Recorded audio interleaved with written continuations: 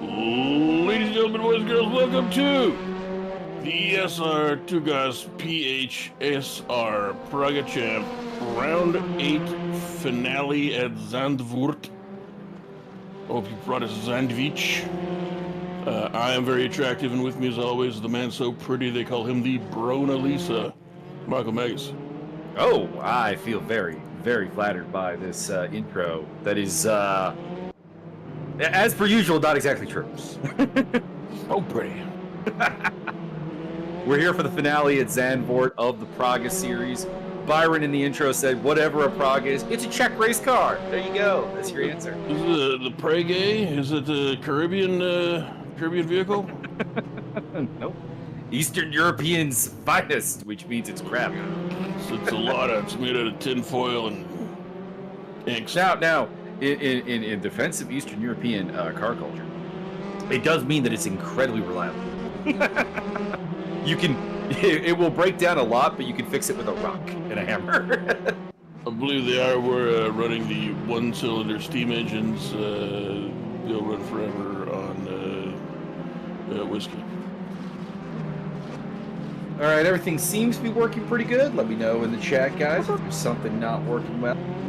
Let's get into, well, the championship implications here today, because this is the finale.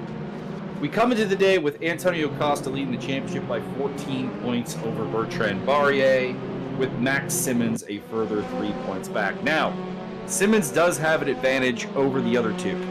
Why that is we have drop scores. This means that you drop your lowest round, and it doesn't count. So if you attend every race, your lowest result doesn't count. If you miss a race, that doesn't count. That's what Simmons has got going for him here, because of course he did not participate in the Sachsenring or Spa-Francorchamps rounds, which means he is dropping 0 points. Whatever he scores today just goes on top of the 296 he has right now. Costa and Barrier are dropping points. Right now, it would be Costa's 27 points he scored at Brno that would be dropped. And actually, ironically, it would be Barrier dropping 27 points from Red Bull Ring. So there you go, actually. So he has the inside edge. Basically, everything he scores today actually counts. Now, Costa and Barrier, everything they score today minus 27 points counts. Or nothing they score today counts because it's below 27 points. Martin Edmonds also in the championship fight, but like the other two, he has a drop score to come into play. He scored, what is his worst result this season? I believe it is. All right. This is just creepy. Martin's drop score right now is also 27 points from Spa-Francorchamps, where he finished 12th. What the hell? This is just weird. So he would drop down. So he's on the same pair. So it's basically Simmons is in a weird place here, mathematically speaking. He has an advantage despite the fact that he's in third place. He's also been the fastest guy pretty much every race he's attended because he has won 6 races this season. For comparison purposes, the other 3 guys in the championship fight have won 0. They've been here. They've been attending. They've been the Iron Man warriors doing their thing. And that's interesting. So Simmons has the inside edge on the championship. Essentially, he just needs to win. And if he can do that, he'll probably be champion today. Magic Kashuk is also mathematically alive, but not really. And same with Yuri Kratachvili in 6th place. If they were to win both their races and the other guys ahead of them just do very poorly, they might have a shot, but not really. I'm sorry, Yuri. I'm sorry, Magic. I cannot big up your chances to win this championship. There's a mathematical chance there, so I got to bring it up being a math guy, but it's very, very unlikely. Might I recommend putting some people in the wall? That sounds like an advisable idea.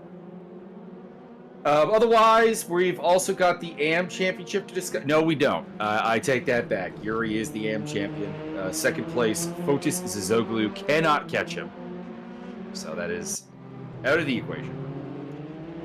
There are some other battles throughout the field. Andrew D and Andy Darnell are battling for supremacy of the Andrew.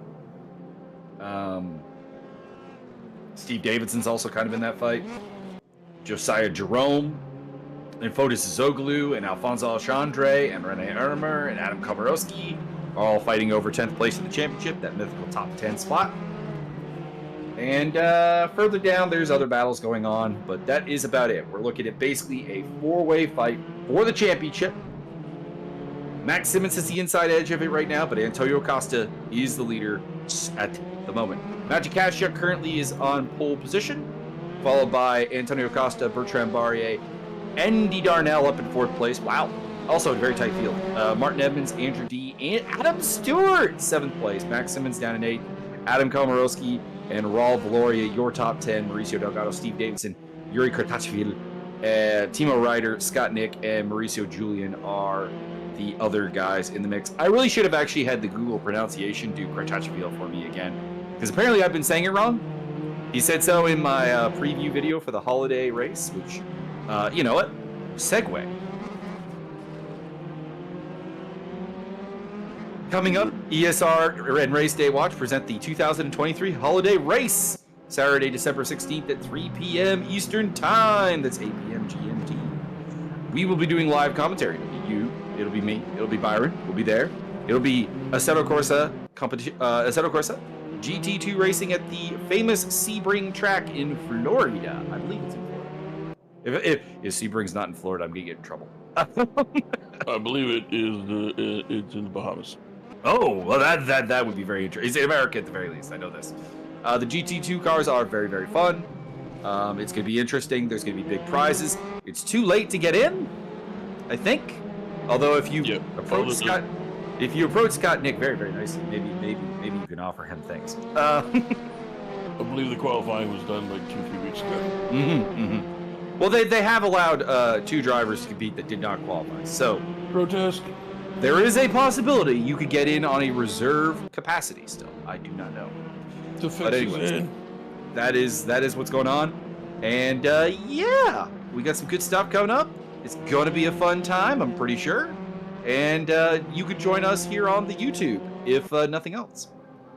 I think we're only doing YouTube. I don't think we're doing Twitch. But we might. I don't know. We might. I have no idea. But as far as I know, it's all YouTube. But I've not been. I'm just showing up to say things that are indeed blatantly awesome. Yeah, well, in this case, I'm not even the technical guy. Cole McRae is the technical guy. So, like, he gets to worry about that. I get to actually just be commentary for a change. And it feels nice. Because right now, I'm wearing all the hats. That sounds like you got a pretty big hit. I mean, you could say that. Big old honkin' noggin. Big old noggin. I'm going to pull up the game here for us, so I'm going to go quiet for a bit as Parsec eats my microphone. Disgusting. I personally blame technology and possibly also witchcraft.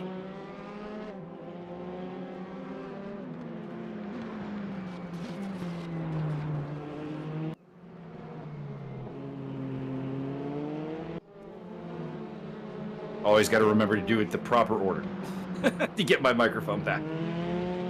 You must perform hopscotch or die.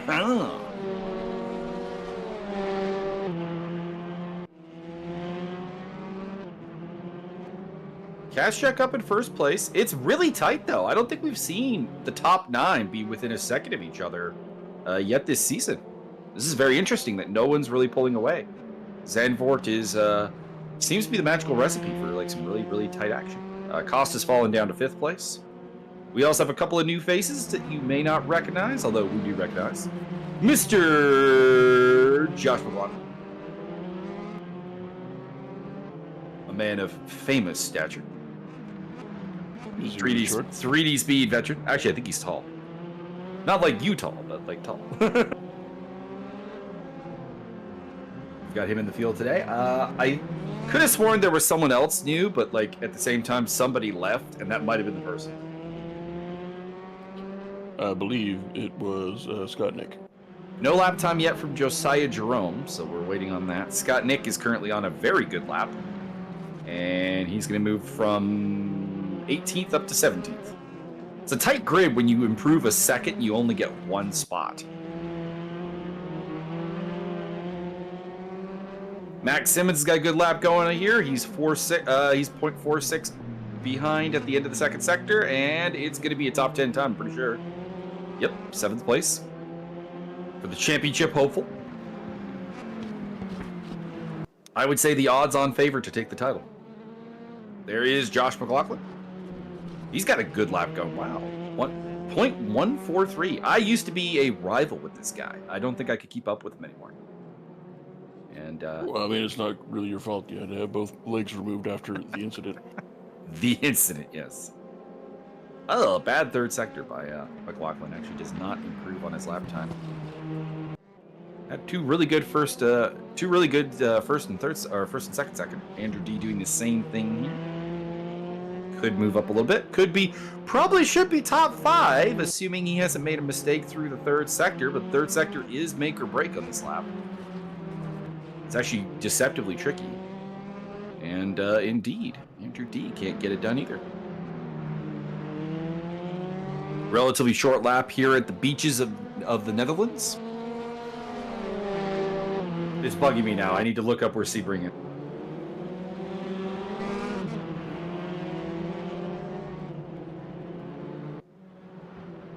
It is in Florida.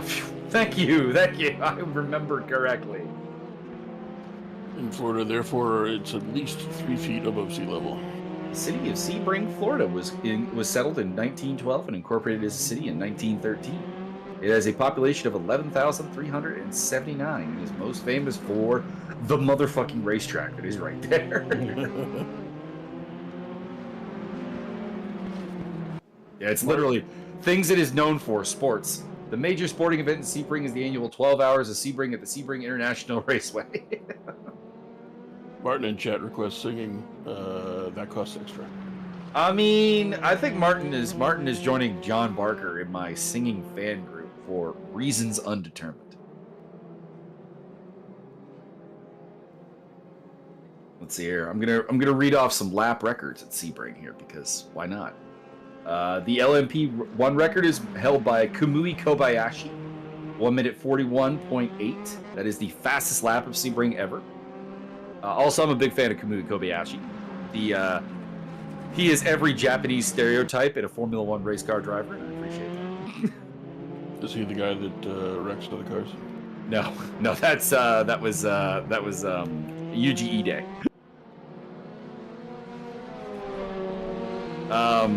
Although Kamui Kobayashi is a very big fan of Yuji Ide, and there's actually a cartoon.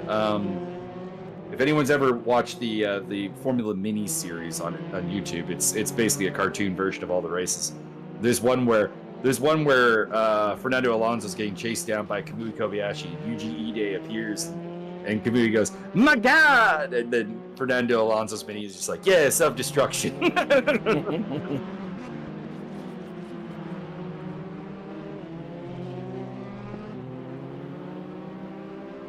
DPI record held by Felipe Nasser, Renger van der Zande, in the Cadillac DPI VR. That is a 1 minute 46.151. That's a surprising difference. What's the GT3 record here? Actually, do we have a GT2 record? That would be interesting. We do. There's a GT2 record around Sebring. All right. It's old as shit. It's back in 1999, but it is held by Andy Pilgrim. That's a hell of a name. In the Chevrolet Corvette C5R, a 2 minute 5 second .527 lap. That is the fastest a GT2 car has ever done. Even faster than that guy who ran really fast. And those are the race cars we'll be racing. So there you go.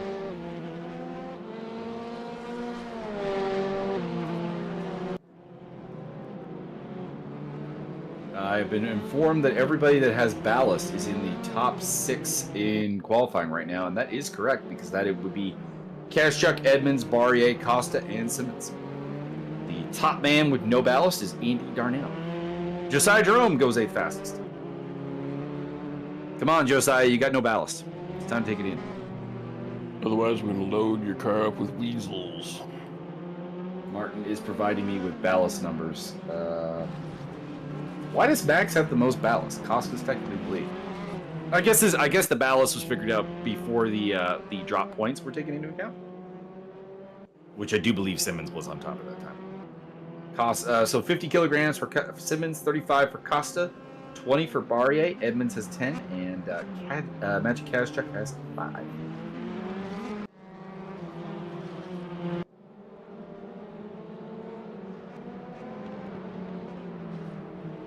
Give a clip-worthy song.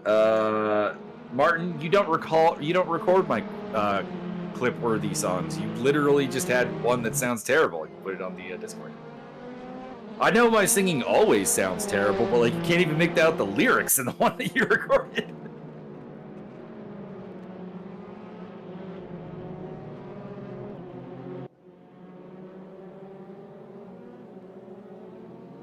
Josiah Jerome has got purples in sectors 1 and 2. Does he have a pole lap in him? Can he move to the top of the timesheets?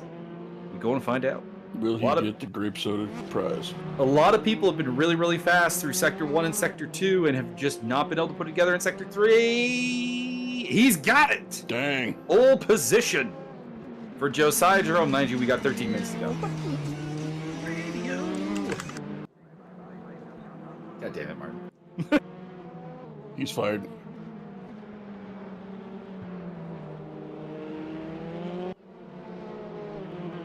See, I would offer to give Martin a far better singing clip than that, but, you know, he seems to really enjoy that one.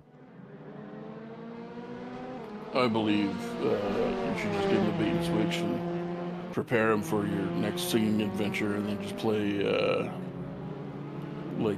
some black metal. I mean, I could also just, like, try, because every so often I can be actually on tune. It happened once. It's happened more than once. Kind of impressive. I think you did Happy Birthday correctly. It was wild. What a time to be alive. Actually, I think last time you said I sung on key was War Pigs. Oh yeah, that was impressive. Generals gathered in their masses, just like Martin with some poutine.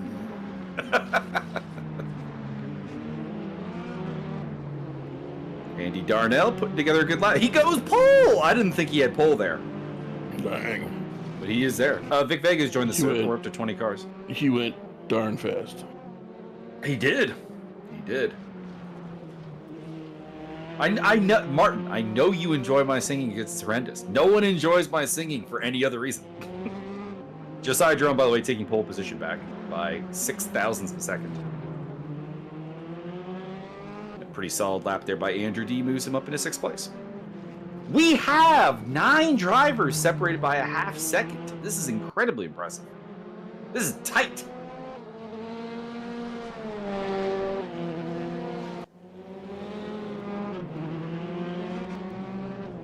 We are looking at championship favorite Max Simmons. He has his destiny in his own hands. Got the whole world in his pants. He's got a magic number, unlike all the other guys who are like dropping points. In fact, let's figure out the number. 17. So, Max Simmons here today has to score enough points to beat Antonio Costa's number, which is currently 313.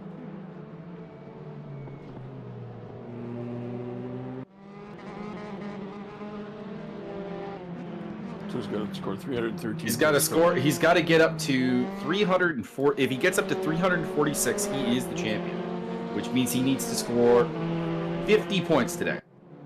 If he scores 50 points, he is champion. There are 60 on offer. So he's got to murder everyone and take 50 out of 60 points. Keep in mind, that's me factoring in the idea that Costa scores like maximum points. So like, you know, that's like Antonio Costa comes away with like 2 wins here today. What does Simmons have to do to be champion? So, you know, he doesn't have, he probably will not need to score 50 points, but he's the only one that has like a concrete, here's your mathematical goal that doesn't involve anybody else. You just need to do this. But what would he do for a Klondike bar?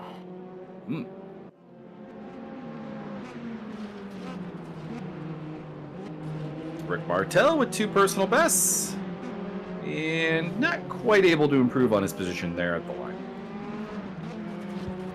Still 17th. Adam Komarowski. He's got 2 personal bests up as well as he heads towards the Audi S, I do believe. Nope, that's not the Audi S. He just came out of the Audi S, actually. I think. Yep. That's the final turn. I should get a track map up. I used to remember the Zanvoort turns really, really well because this used to be one of the ESR Academy tracks. So, like, I would do, you know, the full-on track guide for the Academy. Usually filled with things of, like, you know, if Mike Stockmill tells you to do something different, do that. Don't do that.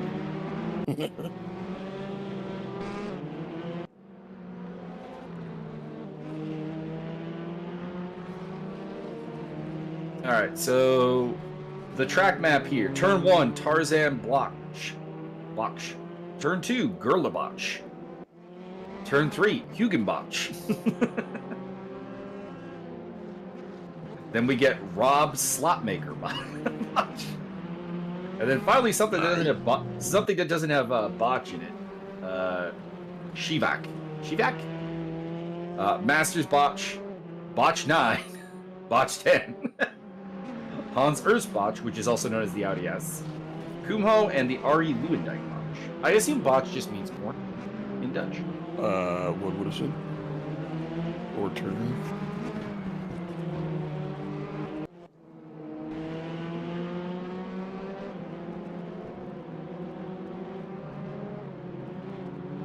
Bend, actually, is the translation.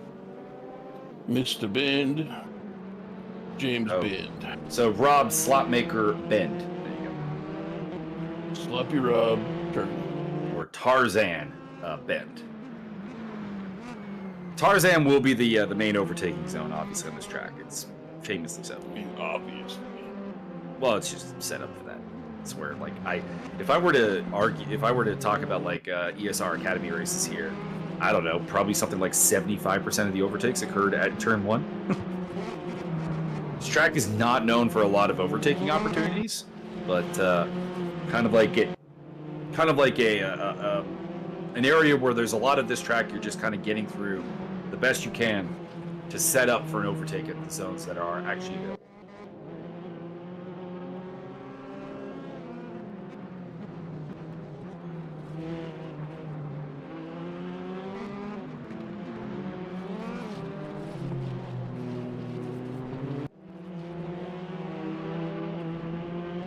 Rick Martel has moved up into 16th place.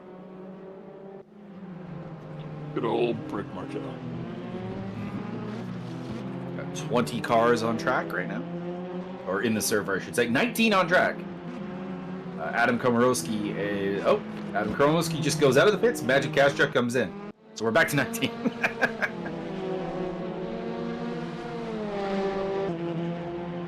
Vic Vega, currently 18th spot, but he's got 2 personal bests. And he's looking like he might be even like a second faster this lap. So let's see what he can do. Could be a threat for top 15.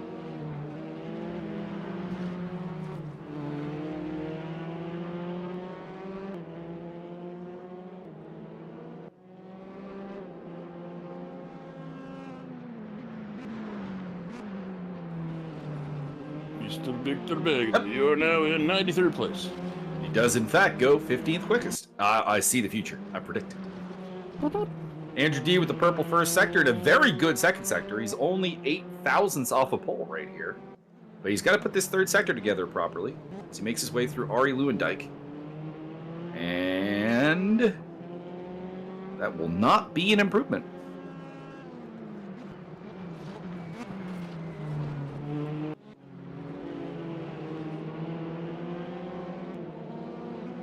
Time is running down for these guys. Pair of personal best for Rick Martel as he looks to move up from his 16th place. He'll come across the line, and will it be an improvement? It will. He bumps Vic Vega from 15th.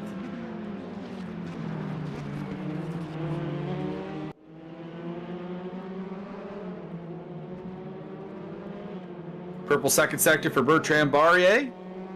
We'll see if he can get the third sector right. He might have a shot at pole here. He's up 121 thousandths of a second. If they put you on the pole, do you have to sing Private Dancer? That would be amusing. But no improvement from... well, actually, he did improve on his lap time. No improvement on position. Fastest lap of a 35.721. That's still 5th place.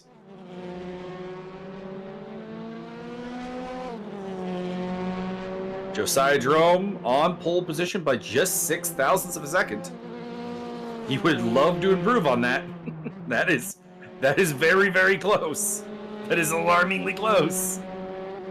In fact, in the late 90s in F1, he would be tied right now with Andy Darnell because they didn't go to thousandths of a second on the timing. They only went to hundredths. I believe they should go down to billionths of a second. That would be interesting. Seconds.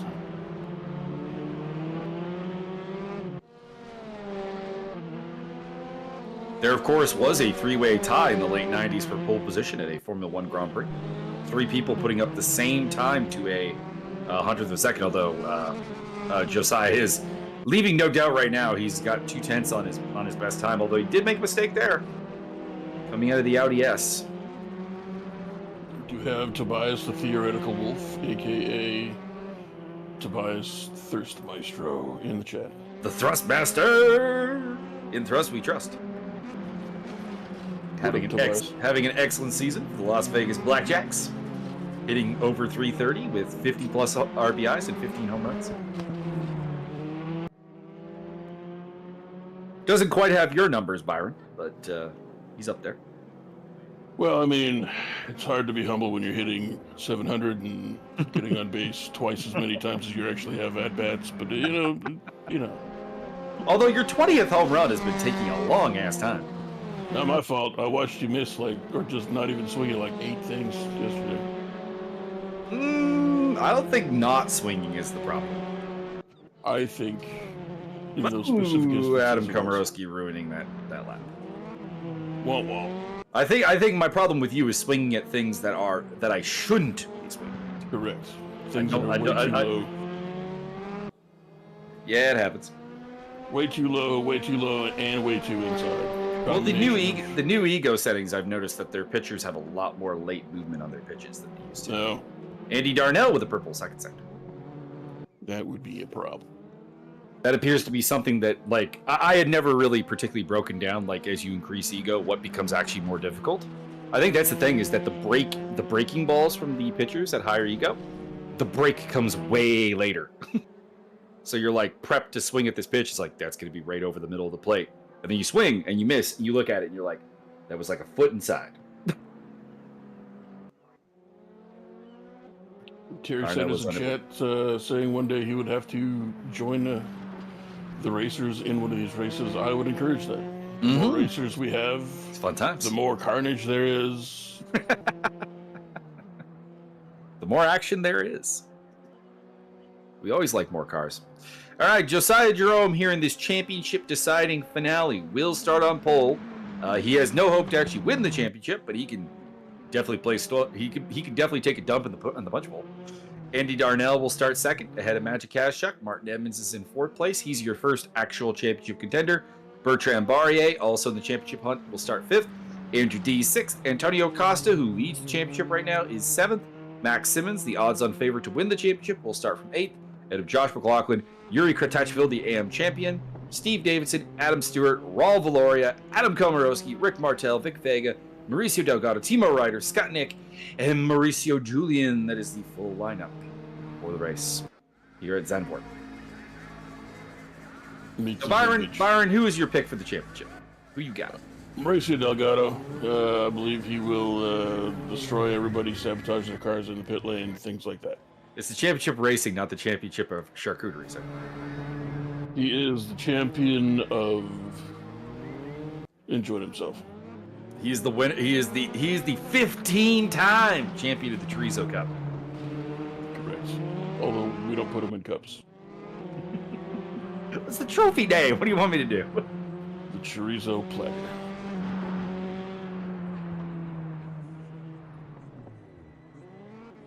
Scott Nick in chat. Scott Nick, why you in chat? Because he doesn't even need to warm up. He's already pretty hot. He's starting from 19th place, so he might want to warm up. It's hot stuff.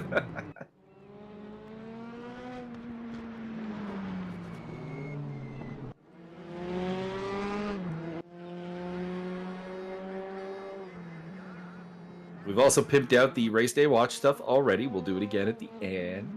Correct. Because that's what we're here to do.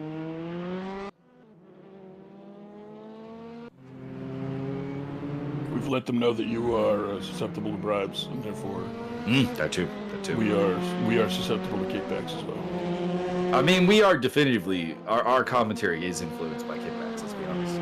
I mean, we appreciate Mauricio Delgado's choice in like food pictures being shared that we cheer for.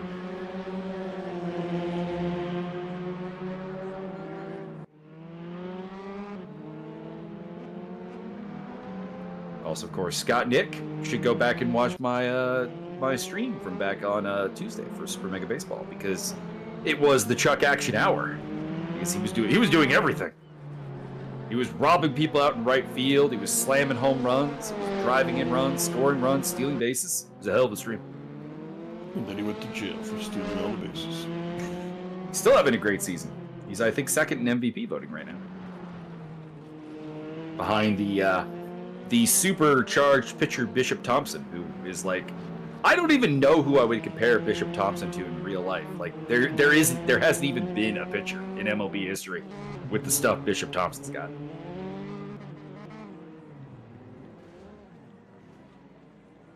That was actually the most amusing thing of like recreating the NES Baseball Stars game in Super Mega Baseball was realizing the Chicago Fire were rigged in the NES game. Rigged, I tell you. I always noticed they were the hardest team to beat. Now I have unequivocal proof that they were insanely good.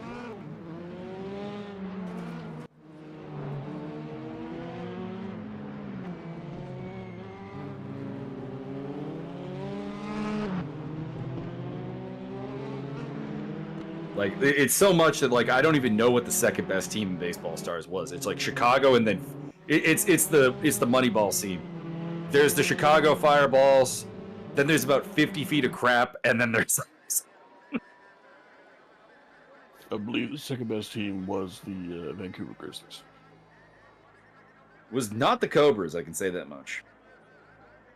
They were kind of mid-pack.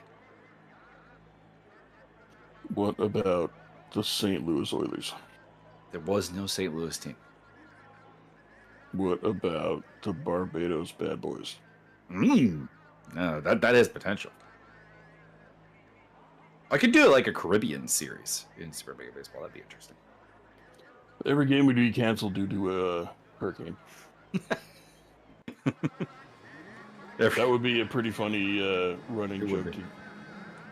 All right, today we're going to be streaming the Caribbean League game called off due to weather. Looks like Timo Ryder might still be in the pits, so he might be having some technical difficulties. But we're off! And Josiah Jerome is not off to a good start. Magic Kashchuk is into the lead, heading into Tarzan. Martin Edmonds in second place. Josiah down the inside in third. He's fighting side by side with Martin Edmonds. He'll get there. Oh no! Josiah gets spun. Josiah spun and into the wall. Kashchuk leads from Edmonds, who might be facing a penalty. Antonio Costa is in third place, followed by Andrew D, Bertrand Poirier, Andy Darnell, Max Simmons, Yuri Kochachville, Steve Davidson, and Josh McLaughlin.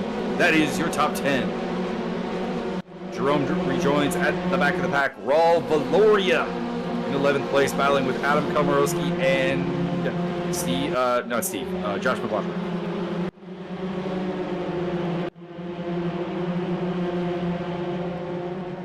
Andy Darnell with a bad start. What is this?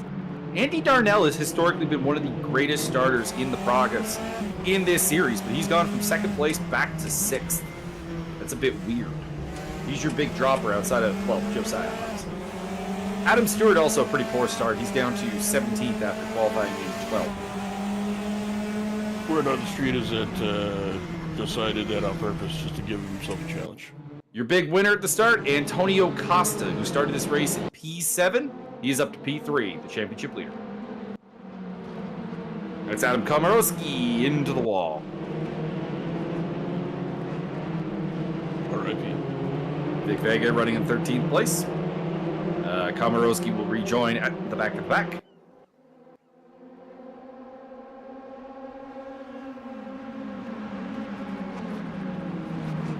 Fastest lap of the race so far belongs to Magic Cash Chuck at 143.867. Not bad for only having half a lap. Well, we're on lap 2. Boring. Adam We only Stewart count battling the with odd laps. Adam Stewart, a little contact with Rick Martel, giving him the Canadian hip check. Also, I like that the back of Rick Martel's wing says Raw Motorsports. I appreciate that. Oh, baby, we like it. We like it raw. He'll lose that position on Adam Stewart. It's Monday Night Raw, baby. Raw is Jericho. I don't know why, but I just heard. I don't remember who does the singing, but the MMAfighting.com has a podcast where it opens up with a song called "How Do We Like Our Mixed Martial Arts?" We like it mixed, and normally it just like it kind of repeats that until it gets to like a crescendo and just like yelling that. But when they did the New York City card not that long ago, he took a turn where he's like, "How do we like our martial arts? We like it mixed. How do we like our martial arts? Live in New York City!" It's Saturday night. Josiah Jerome moving up a spot. Somebody dropping back there. That is the lap car of Timo Ryder. So something, pardon me, not lapped, but falling. Well, now in the wall. But something's going on with Timo Ryder. I think there might be some kind of hardware issue going on there with Ryder. His car is. Timo is not the fastest of drivers. He's a guy who's usually at the back of the pack, but like this is an unusual lack of confidence being displayed by him. And he had to start from the pit, and he started from the pit lane. So I do suspect that maybe there is a technical concern in the Ryder pit lane. Josiah Jerome coming up through the back.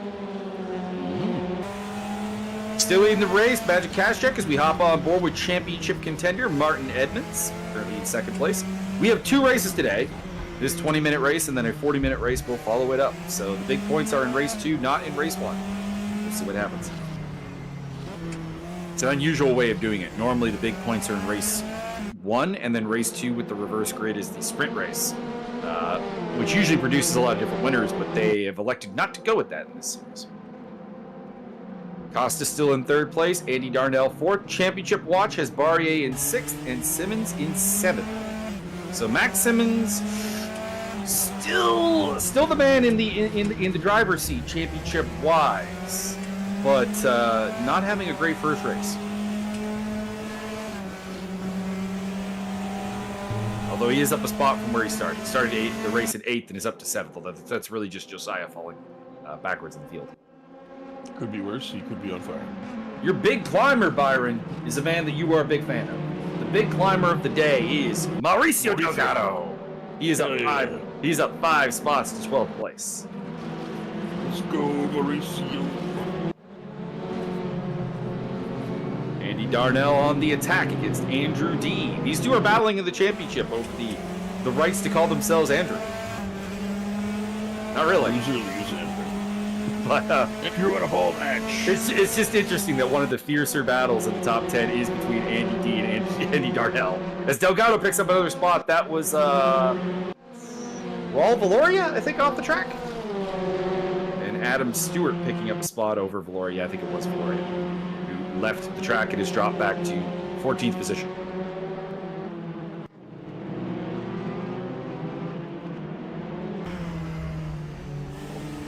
On board with Vic Vega, who's looking at the back of Mauricio Delgado's delectable car. That's Mauricio Julian spinning around. Yeah, looked like he took the U-turn. Mr. Mauricio Julian or Julian. Please tell me that he's Julian, because Julian is way cooler to say. That's the way I've been saying it, and that's the way I'm gonna stay saying it. Well, not if he says it's wrong. Nope. Oh no, Mauricio Delgado is off. No. All that hard work, all that climbing, it is for naught as he is off the track and dropping to 15. Mauricio, why do you do this to me?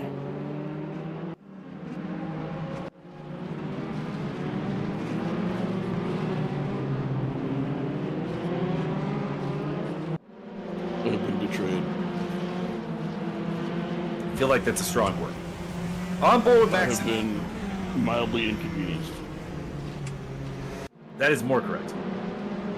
Josiah Jerome picking up a spot over Raul Valoria. Moving into 12th position, or 13th position.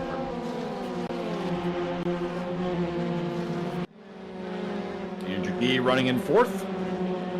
He's pressuring championship leader Antonio Costa, who's right now at a pretty good spot.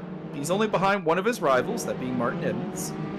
He's ahead of his major rival, which is Matt Simmons.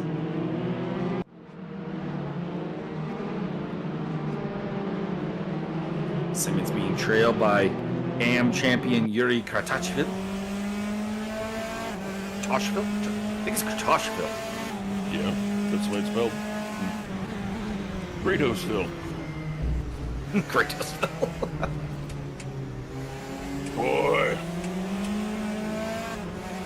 I did a video actually pronouncing everybody's name for the holiday race thing, and only 2 people say that I was incorrect, so this is good.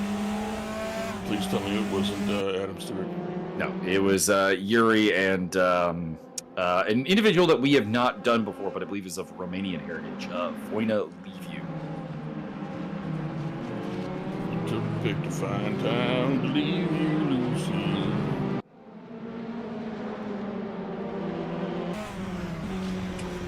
Man, so... And Sebastian Woldarski has said that I'm not quite correct, but I am close enough.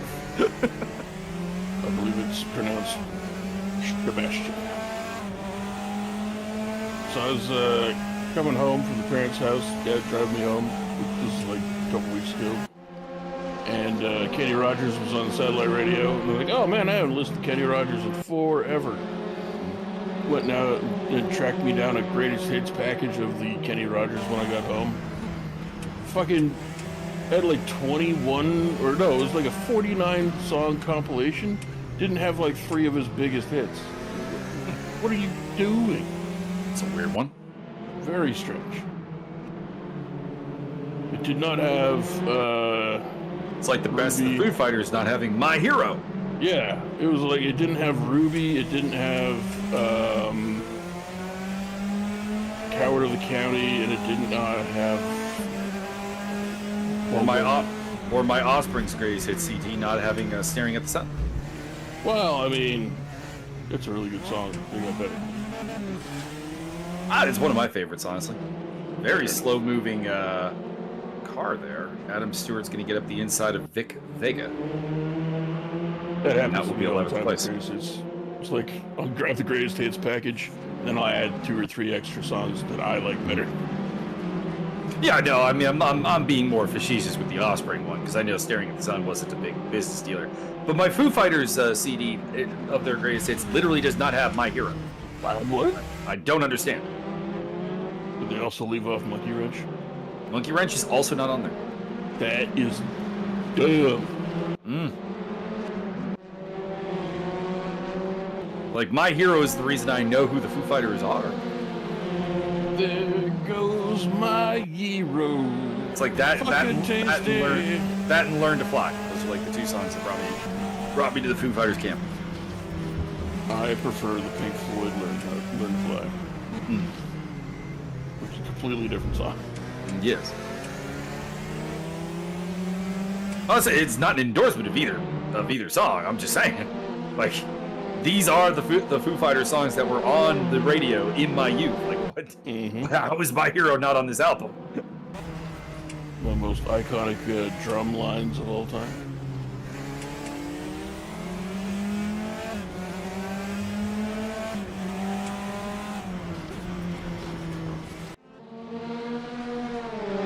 Adam Komorowski on the attack against, that would be Mauricio Delgado.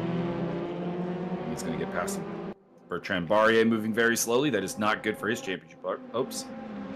It's like, for example, like, my favorite Genesis song is The Knife. And it's not on their greatest hits song album. And I get why. It wasn't a business. It didn't do business. It wasn't a hit.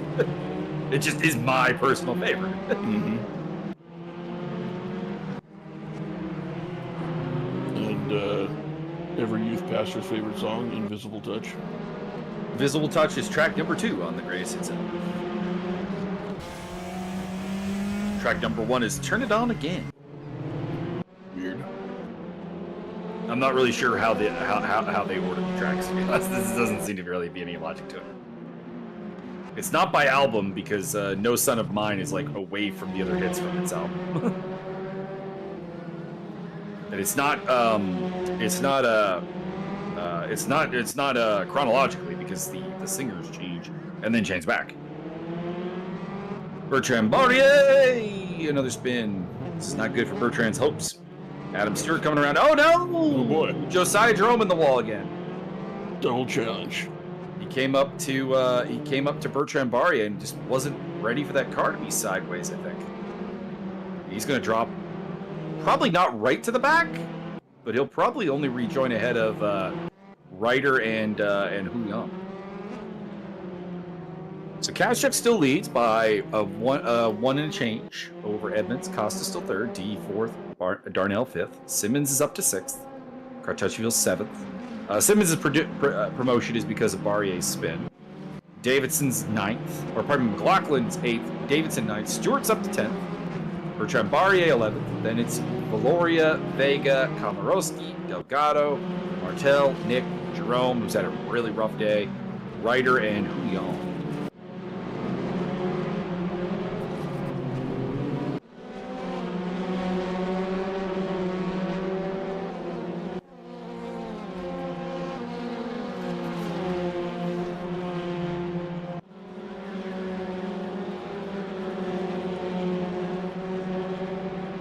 Byron in my Civilization game mode. You know how I was naming my cities after all the legends of Brazilian MMA displaying in Brazil. I have founded a city right between two lakes. Is it called Axe-Murderville? No, it is not.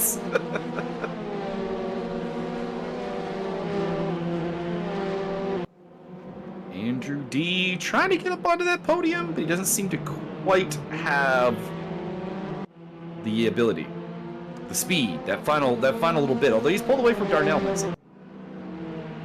Never mind, D is on the attack. Antonio Costa hanging on for now. He needs that third place. Andrew D trying to do Max Simmons a favor. Pry Antonio Costa off the podium.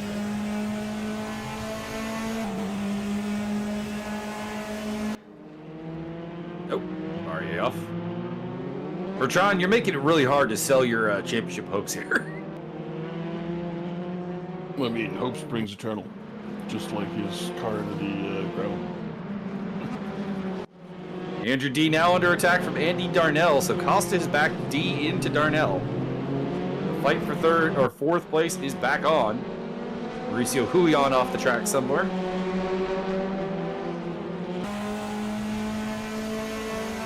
Tight field today.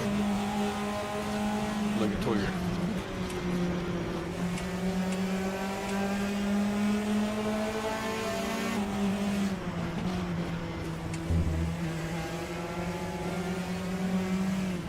You can see there, it's actually only 51 seconds for the entire field. It seems like they've been driving a lot longer than that. Gap. No, Josiah! What the heck? What's going on, Josiah? No, you're gonna lose a spot to Timo Ryder. You leave Timo Niederreiter alone. Or he will go get Timo Gluck. And then he will Timo shoot you in the butt. Is that Gluck?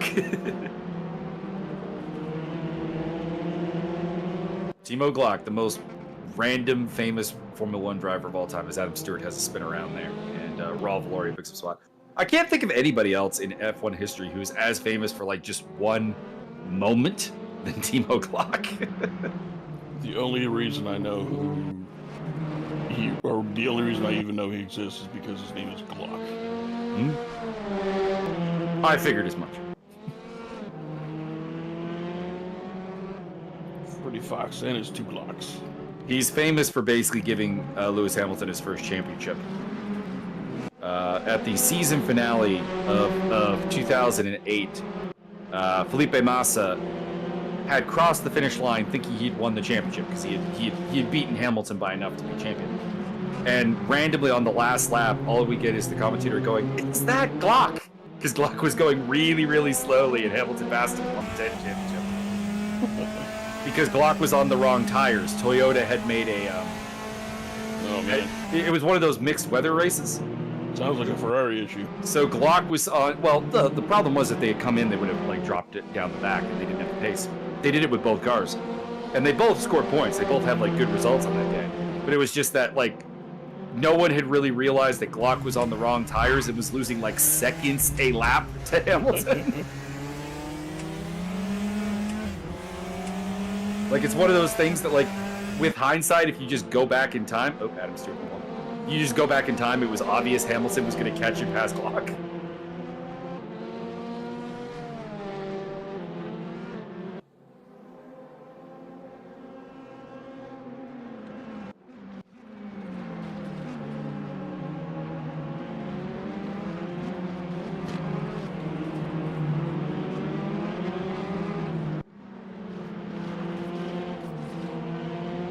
And no, you want the ultimate wrong tires. The story of Perry McCarthy and Andre Moda is the answer.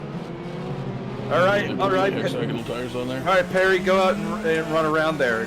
Perry comes in after 3 laps. Hey, guys, I'm pretty sure you guys gave me wet weather tires. Yeah, we know.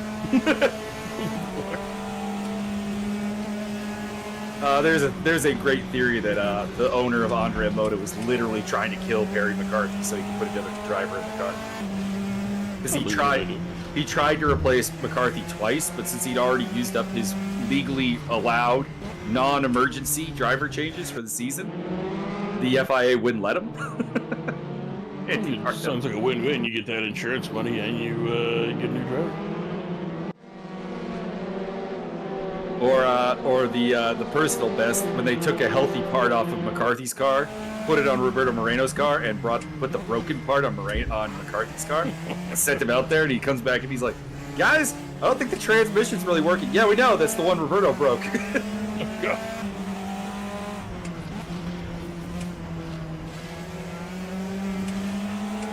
Sounds like you just tune into that radio and just leave it there. Don't even have commentators. Don't even have commentary. Just we don't need you guys this week. Welcome to the entire Grand Prix from the point of view of Andre Moda. We don't need you guys this week. We saw some shenanigans in the pits. We're just going to tune in. There's a reason Andre Moda is listed as the worst F1 team of all time. They were not the slowest. They were just the most criminal. Hey guys, is this supposed to smell like this? Mauricio Julian with a spin.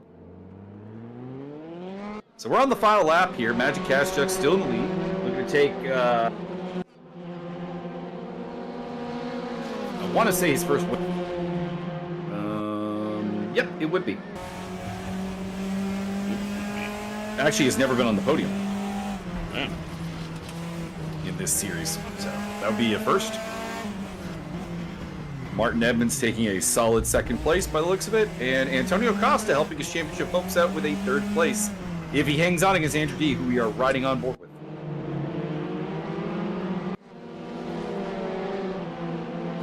Max Simmons, who we said had to score 50 points to guarantee the title, is currently on... how much for 6th place? 15 points. So he would need 35 more. He basically he will need to finish on the podium in race number 2.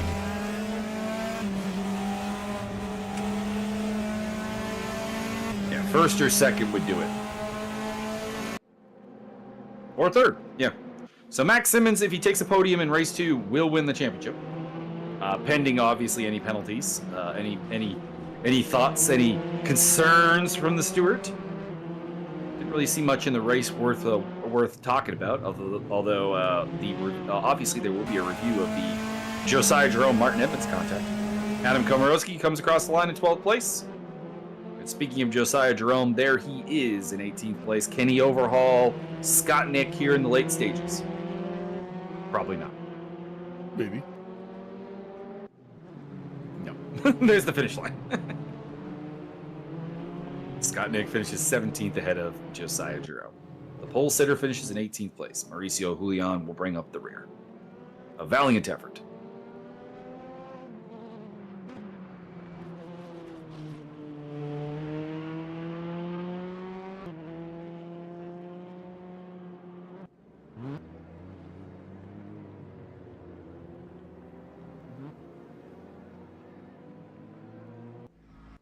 All right.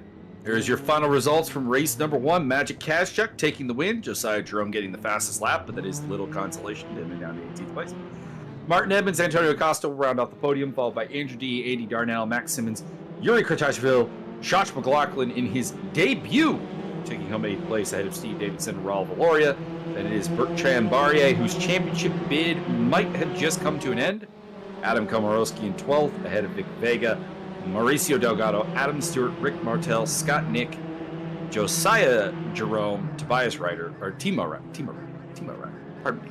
Sorry, there's a hockey player named Tobias Ryder, and Mauricio Julian.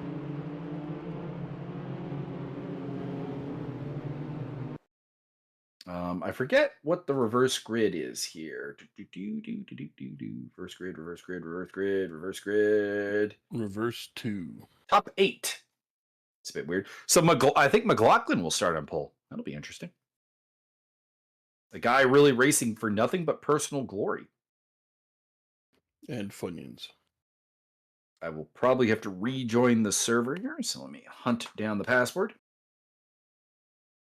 I believe the password is admin123. It is not.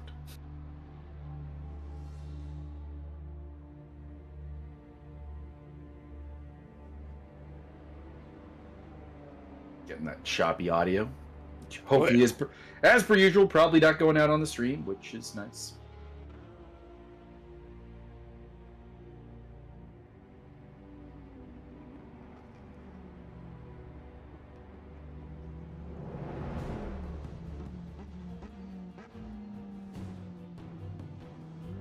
So Byron, while we have some time to kill, who you got in tonight's fight card today? Yadong, or do you have Gutierrez? I believe Chris Grutzmacher will be making an appearance with Steel Chair. By God, that's Chris Grutzmacher's music, which would be Yellow Wolf's. Damn it! It's the song that I became a fan of. Well, not really. I don't even know who Yellow Wolf is. I do now. Thanks to Chris Grutzmacher. I'm blanking on the song name now. Box Chevy 5. No. Till It's Gone. Till It's Gone. It's a damn fine song.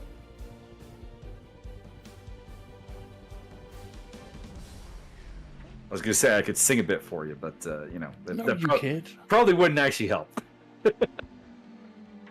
Your boy Jerome in chat wanting to know if race pace was faster than qualifying pace. And the answer is pace Picante sucks. No, it was not. It was pretty close, though. There wasn't a huge difference between qualifying times and fast lap times.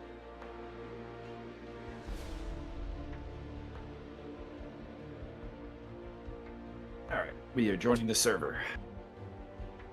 Race 2, champion will be crowned.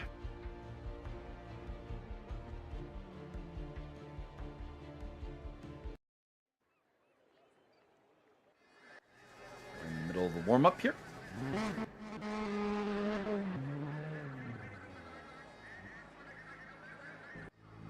And I will confirm the reverse grid. It will be Josh McLaughlin on pole, followed by Yuri Kretashvili, Max Simmons, Andy Darnell, row 2, Andrew D. and Antonio Costa, row 3, row 4 will be Martin Edmonds and Magic Kazchuk.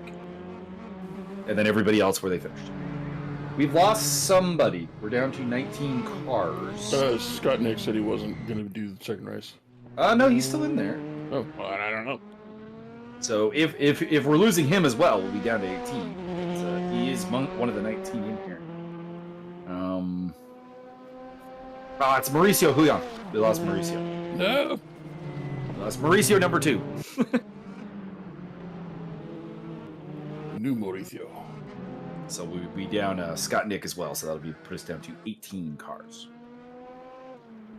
Which means one less person for Josiah Jerome to overtake.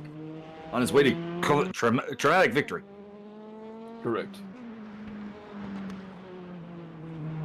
And Pace Picantes 6.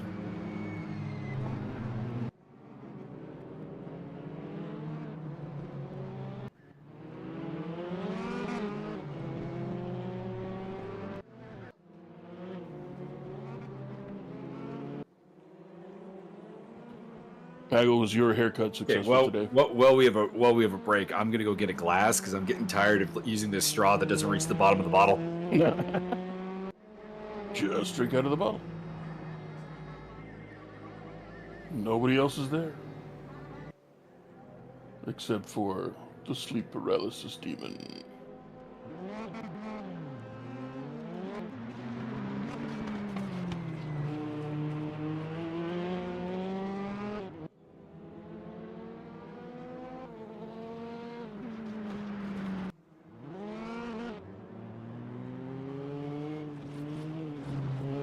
Andy Heck and Darnell.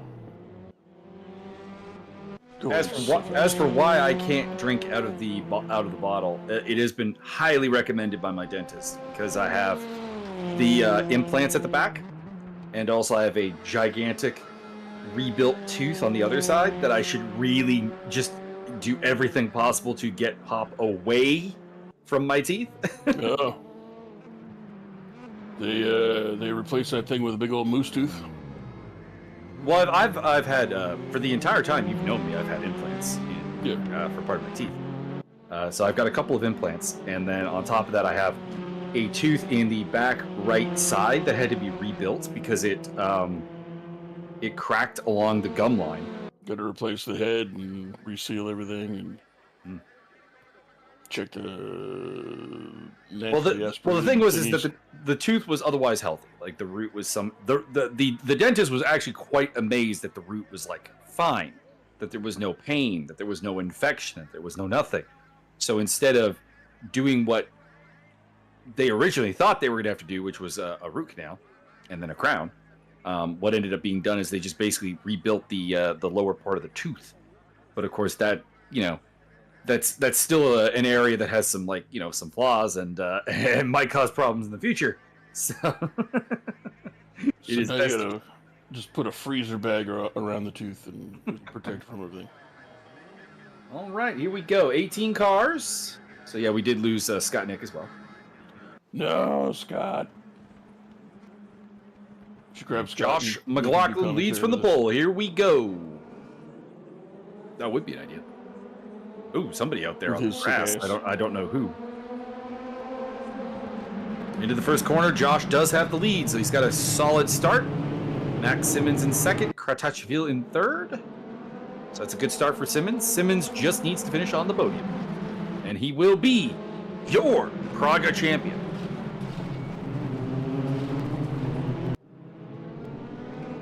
Mind you, to be clear, this was based on very quickly done math, so I don't know. It could be wrong. Is this where his car hits a wallaby and goes spinning off into the sunset dramatically? That would be very dramatic. Not gonna lie. So McLaughlin leads from Simmons, Kratachville, Darnell. Kazchuk's up to 5th place. He's had a really good start. Andrew D., Martin Edmonds, and Bertrand Marier, followed by Costa and Davidson, your top 10. Josiah Jerome is up to 13th place, so he is crashing through the field, overtaking Adam Stewart there, who is battling with Raul Gloria. So that's 12th place now for the Caribbean driver. Mauricio Julian is on the attack. So Julian is here. So who other than Scott Nick did we lose? I'm going to take a moment to try and figure that out. I believe that would be Josh McLaughlin. No, he's leading.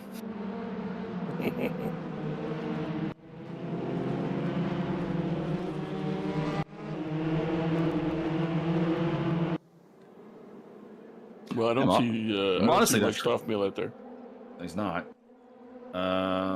Wait. I think I know who it is.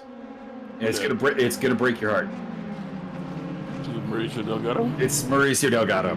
Yeah.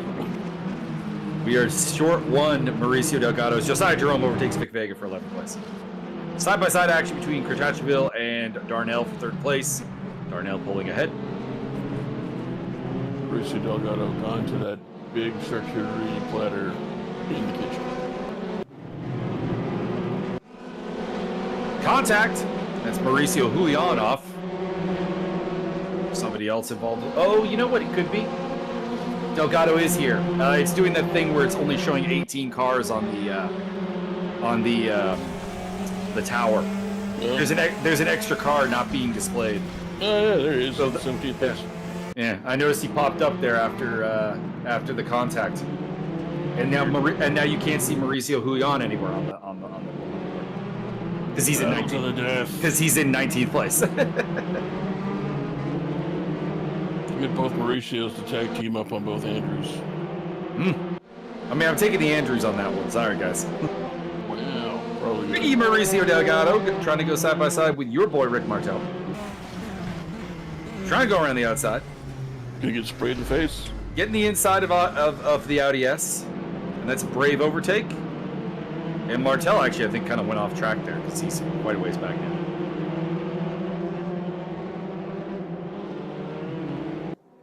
So McLaughlin leading the way from Simmons, Darnell, Kurtacheville, Kaschuk, D, Edmonds, Barrier, and Costa. Josiah Jerome up into the top 10. Raul Valoria on board with the real velour as he tries to get past Vic Vega. And he does get to 12th place. Nope, maybe not. They can come back at him. Ooh, that is cheeky pool from Vic Vega. You need to leave room. And Adam Komorowski gets collected in the carnage and fall away. That was some bad defensive driving by Vic Vega. Pull me closer, Komorowski. on board with Andrew D. Yeah, Mauricio Julian's back because we can now see him again. This is so weird. They really, whoever is managing the Raceroom spectator mod at this point, like what is up with the second race tower glitch?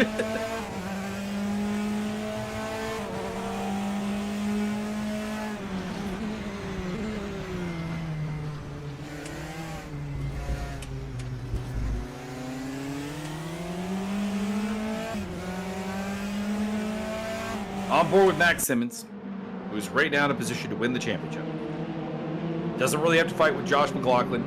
Just needs to partner up with the down under man and run away with it. On board with Antonio Costa. 9th place. Has led the championship most of this season. But I'm afraid 9th place is not going to be good enough for him if he is going to win the title and bring the glory back to Portugal. You want the title? Bertrand Barrier was another man who had a championship hope at the beginning of today. I don't think it's a live one anymore. Andrew D. around the outside of Magic Kaschuk, who falls backwards. Interesting. So Kaschuk's made a mistake, and he's been brought into the clutches of D. Not only D, but also Edmonds, Barrier, Costa, and Josiah Jerome. On board with Martin. Another championship hopeful, 2nd place in race 1. Did a fair bit for himself.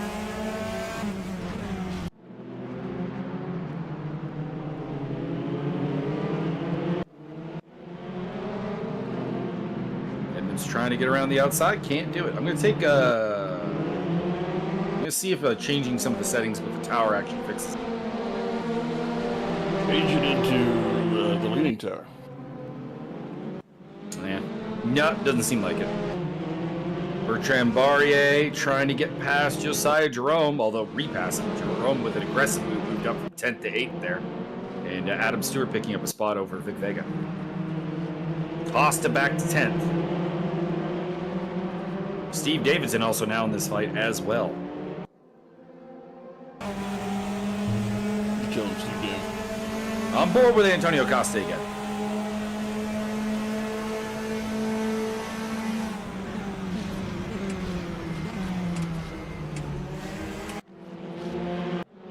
Andy Darnell on the tail of Max Simmons. Everybody who's in this championship battle outside of Simmons is cheering for Andy Darnell right now.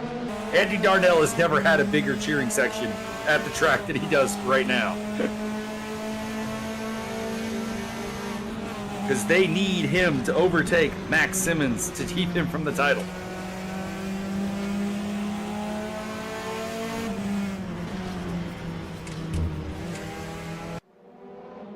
In fact, they technically also need Kratachville to catch him. Stab him right in the kneecap. I mean, that would probably help. Martin Edmonds going side by side and might get past Kaschuk here. He will in the 6th place. Kaschuk not having a very good race too. He had a good start, but he has just been falling back the last couple of laps. Oh, and that's not going to help. Spins out. Rejoins behind Vic Vega in 13th place. He's having all of Josiah Jerome's bad luck from race 1 in race 2. He has transformed him into type thing. On board with one of your favorite drivers, Bertrand Barrier, for a hot second there. I say Bertram. By God, that's Romy Bart's music. Huh?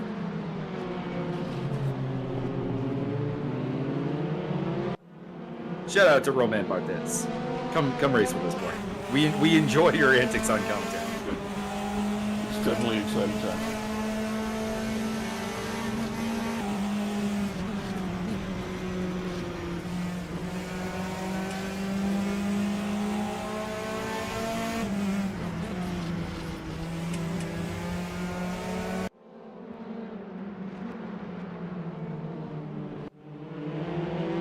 Also, just remind me, I was checking out like weird and comical MMA fighter nicknames. I found a guy whose first name is not Roman, it's Romaine by the spelling. And he's a good sport about it because his nickname is Lettuce, as Josiah Jerome is in the wall.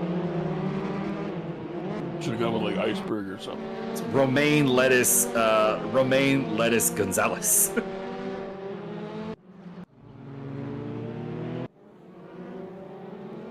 He's a regional fighter in, I think it was Texas. It's like Texas, Oklahoma, something like that.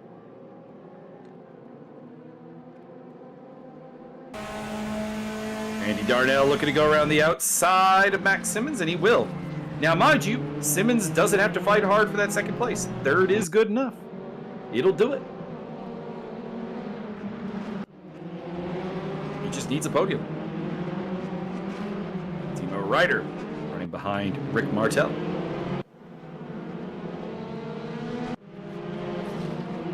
Magic Kaschuk picking up a spot over Vic Vega and back into 11th place. I feel like throwing a Simon Whistler line from Casual Criminals whenever he's talking about the death penalty. It's just like, North Carolina, that's one of those yeehaw states, right? They got the death penalty. They got the chair still.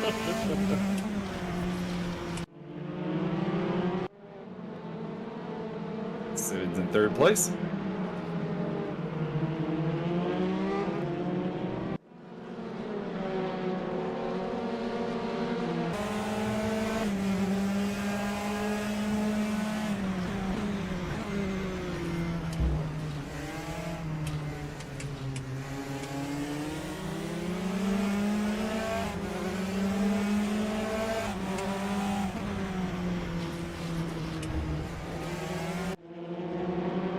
Simmons still in 3rd. So it's McLaughlin, Darnell, Simmons, Kratachville, D, Edmonds, Barrier, Costa, Davidson, and Stewart in the top 10. Good race from Adam Stewart. He's doing a good job. Your big climber of the race is indeed Stewart, who started the race in 15th and is in 10th. Your big faller is Komorowski, who started in 12th and is now in 17th.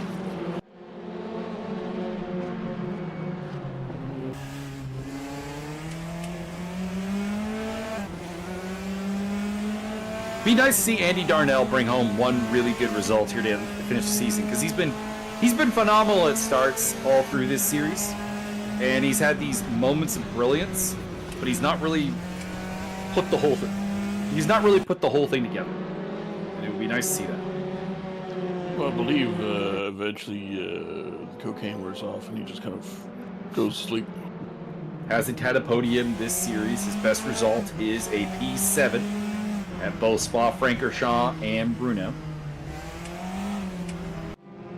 And the caster's curse may in fact have caught him as he goes off the track there. Simmons moves back in a second. Kratachville up a spot. D up a spot. Edmonds up a spot. Barry up a spot. Costa up a spot. Davidson up a spot. Adam Stewart up a spot. Kaschuk will probably also take him as well. Drop back to left. Does Max Simmons run out of gas on the final turn? That would be interesting and hilarious, but I don't think he's ever made that kind of miscalculation. Oh, he did at least once. I remember that. If anyone runs heavy on fuel, usually it is Mr. Simmons. No pit stop to worry about here today.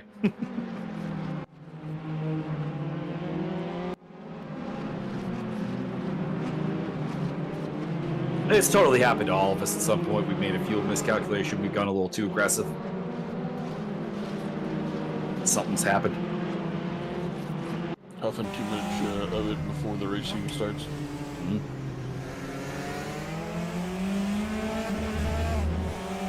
I remember in ACC you can go into fuel saving engine modes to avoid that fate. But I remember doing a 12 hours of it wasn't Bathurst, it was Laguna Seca. 12 hours of Laguna Seca. And we were not doing well. I want to make that quite clear. We were like something like 18 laps off the leader. But I got into the car and realized that someone had screwed up the pit stop move, and it had not it had been done barely any refueling. And I'm like, guys, we got a problem here. Do you want me to pit, or am I just gonna turn this engine way down and just like run around the track at no speed whatsoever? They're like, just turn the engine down and see what we can see if you can make the gas go for it. I'm like, okay. And like 11 laps later, I'm like, I don't even know if at the lowest fuel setting this is gonna make it to the end, guys. I think I'm at this point just sloshing it around in there. Well, if you turn the engine way down and you're going kind of slow, they can just run up beside you and dump fuel in it. No, they did eventually just say, oh, just come in and do a pit stop.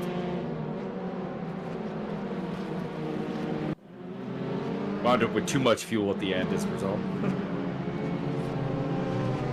9 decaliters of fuel. Didn't really matter. We weren't really racing with anyone. We were in one of those positions where we were like in 22nd place, but we were like a lap behind 21st place and 2 laps ahead of 23rd.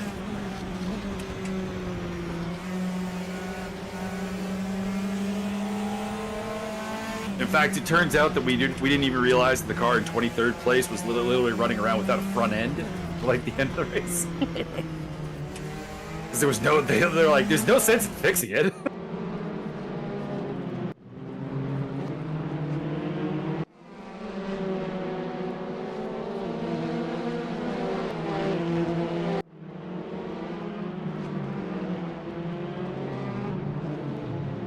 No, Josiah! That kid? So many mistakes today, Josiah. So many. I think he is. The ESR Academy would like to take this opportunity to completely disassociate ourselves with the dropping of Josiah Jerome.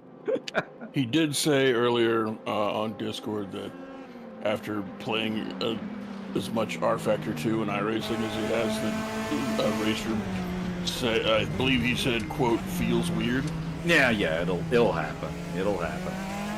Every racing sim has a little bit of a different feel to it. It's why there are certain sims people are better at than others.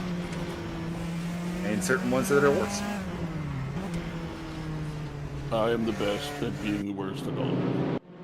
For example, if me and Javier were to race in iRacing, he would beat me like a stepchild. Like you and Gary's stepchildren. But you put me in ACC with him, and I'm gonna get that boy.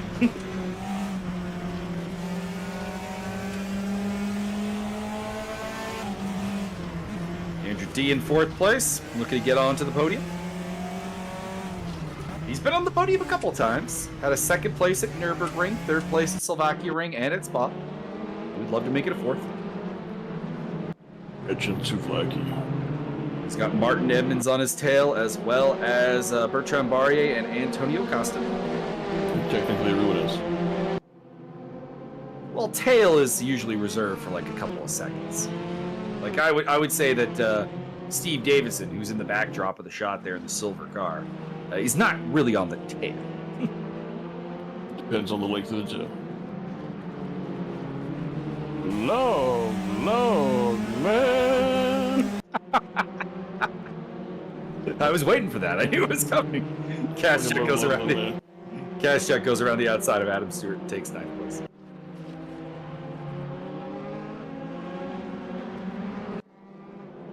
Anybody out there is not familiar with Long Man, I believe you can just like go on the YouTube that you are on now and just look up Long Man Saga, and it's like a commercial for gum. But over the course of I think a couple of years, they had a series of story-driven commercials all about Long Man showing up. And it's like it's a commercial for gum that is literally a soap opera. It is great. It's fantastic.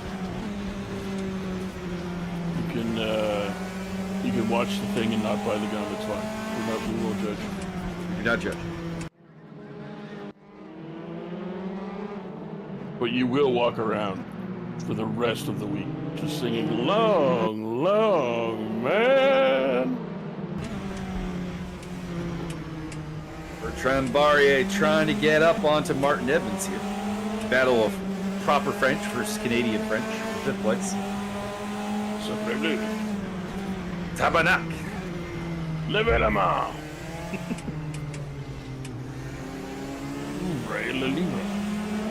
Battle for 5th place, but it could be as high as 3rd.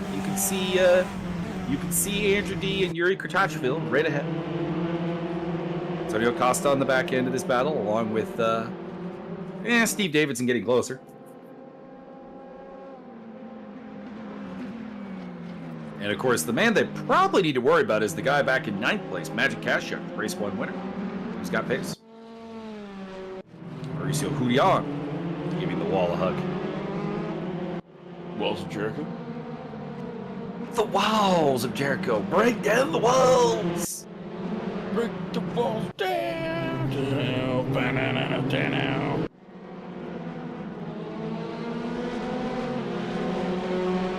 One of many superstars that sings on theme music. Him and Hulk Hogan. I'm gonna say John Cena, Jeff Hardy, and Shawn Michaels. Does Shawn Michaels count though? He's just talking. I mean, he's talking, but like he's in the song. Yes. As Andy Darnell, who's up in 10th place. It's a sexy boy. I'm not your boy toy.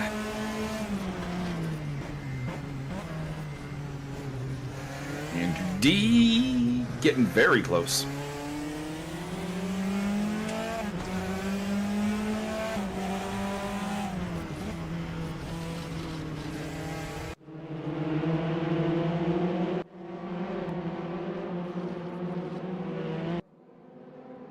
McLaughlin continues to lead out front by a 2nd half over Max Simmons. They're pretty much in a race of their own. And Antonio Costa looks to the inside. Barrier cuts him off, and nothing really happens as we go through Tarzan once again.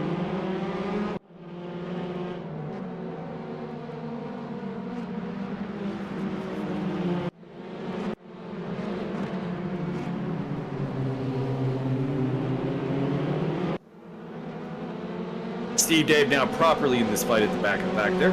He's like 3/10 off of Costa.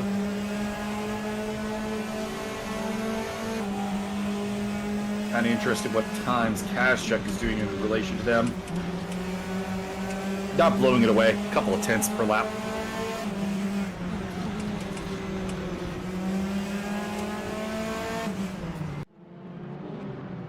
Whoa, Barrier going for an aggressive move on the outside there. That's going to cost him because it opened up the inside line for Antonio Costa in the red, black, and white car.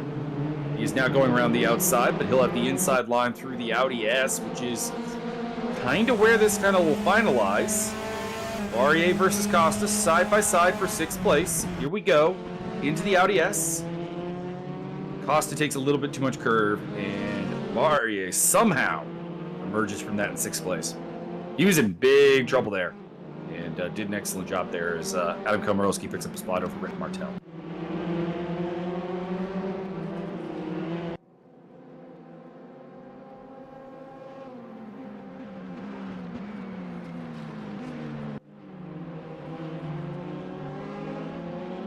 Barrier is now officially your hard charger of the race right now, in 6th place after starting in 11th. Hard charger. Hard charger. Just picking up dinner, putting down the visa. Nope. That is somebody off the track. Oh no, it's Yuri off! Dang.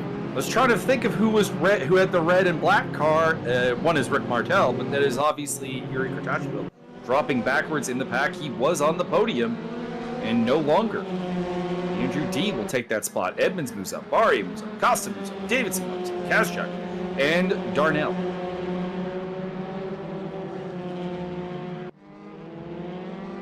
We've lost Timo Ryder from the race. We are down to 17. We've also lost somebody else, if you care to figure out who's missing. I think it's Raul Valoria. He is missing. Yes. So it's Raul Valoria and Timo Ryder out, as well as Scott Nick. We're down to 17.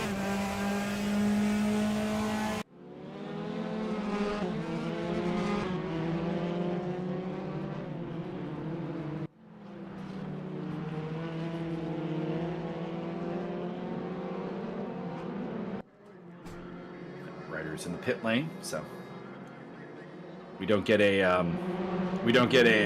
you know, my planet needs me moment of tumbling through space. Those are always fun. Josiah, stop spinning around. Good grief, man. Picked the wrong week to stop sniffing glue.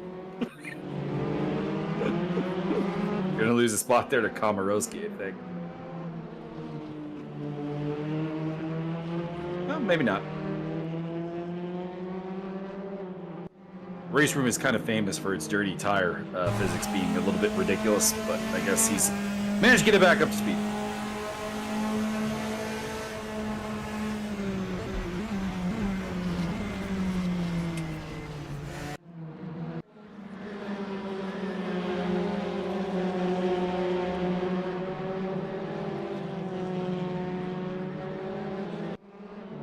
So Byron, on this final race of the season, who's impressed you? You know what?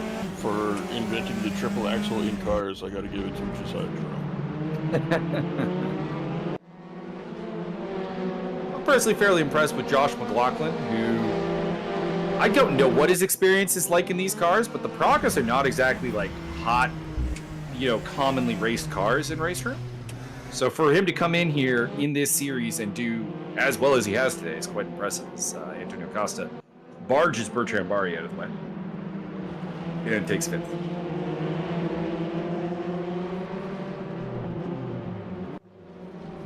As Magic Kazchuk spins.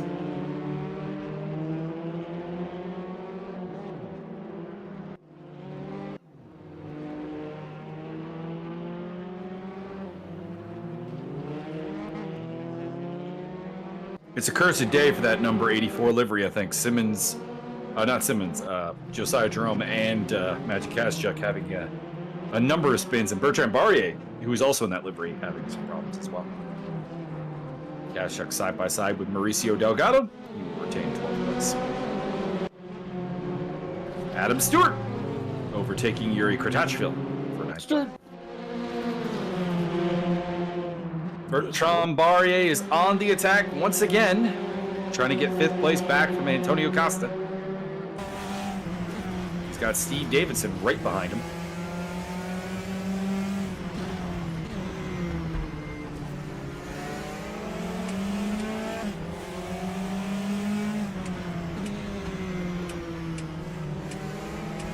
Costa's like so much hard work, carrying this extra 50 kilograms around most of the season. Why can't I be champion? It may end up being Max Simmons. You done been sandbagged. Yeah, literally, he's had that sandbag in his car like the whole season, up until like this round.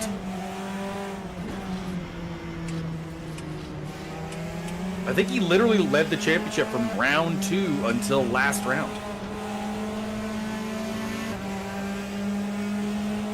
So I got a feel for him just a little bit.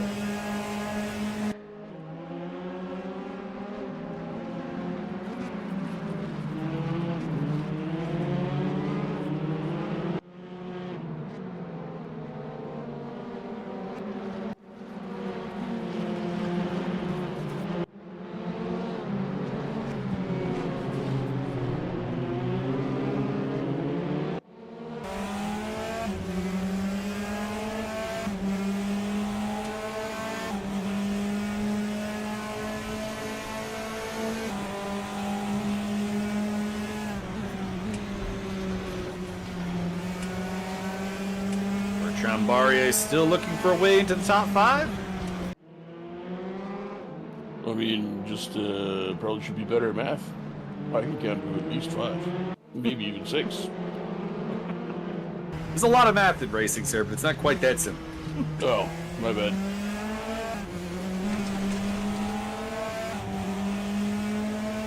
Martin Edmonds on the tail of Andrew D, looking to get a 2nd straight podium here at Zanvoort.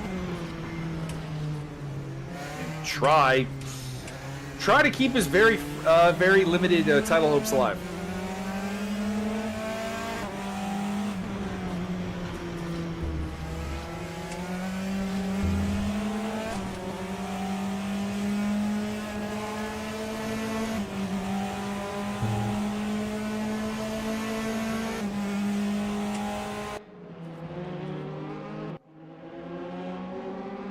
Fortunately for everybody vying for the championship, Max Simmons has had his own fate in his hands.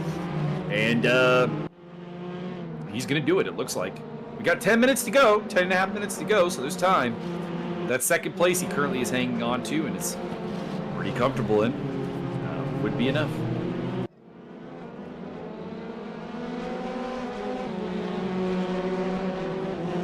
Despite the hard work of Martin Edmonds, Antonio Costa, as Mauricio Julian has a spin. And Bertrand Barrier to try to win that title.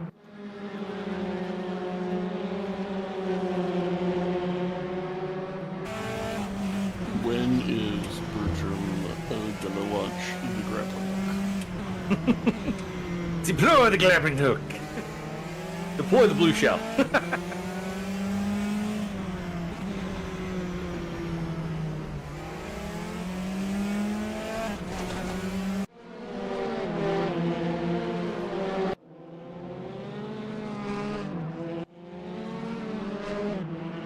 For some reason, I've actually been getting Mario Kart shorts recommended to me by YouTube of guys just saying like, me, nobody wants to race me at Mario Kart, also me, and just like map hacking to victories.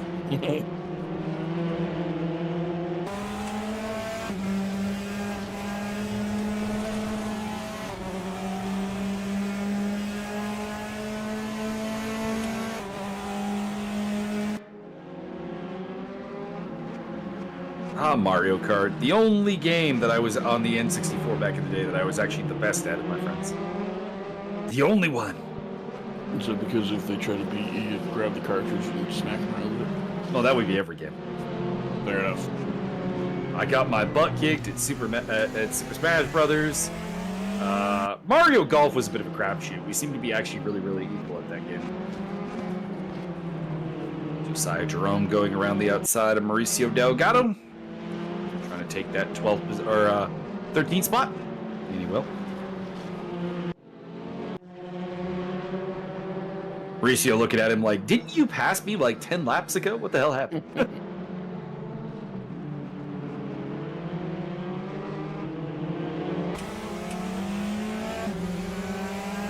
Oh, and F0X was also my guy.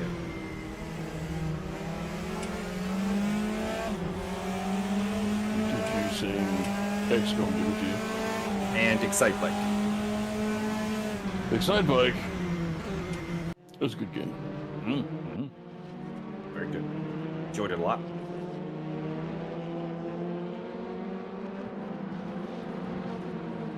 I actually met a guy named Ricky Stern, which is one of the characters from Excite Bike at one point. He was like, you are Tricky Ricky for me, and there's nothing stopping you. This cannot be stopped. You are the person I picked in Excite Bike all the time because he was good at everything except he had no turbo. Although he had a next to impossible signature move to pull off. The Kobe was not easy. It is tricky to rock around. To rock around that's right on time, it's tricky. Like there's like they give you the like if you look at the manual they give you like the diagrams for like how to do every trick. Like you gotta go up on the joystick and push A and B at the same time or whatever or Z and something. With Tricky Ricky Sturm, it's jump off and you got to do the full circle with the joystick to get the freaking Kobe. That's very hard. I think I pulled it off once and was like ecstatic for like a week. Adam Komorowski makes a spot up. It's not even a cool trick. It's not a cool trick. It's just hard for no reason. Yeah, the coolest one is Nigel York's signature move, which is the double can off of the bike. That actually looks cool, but it's actually relatively easy to do.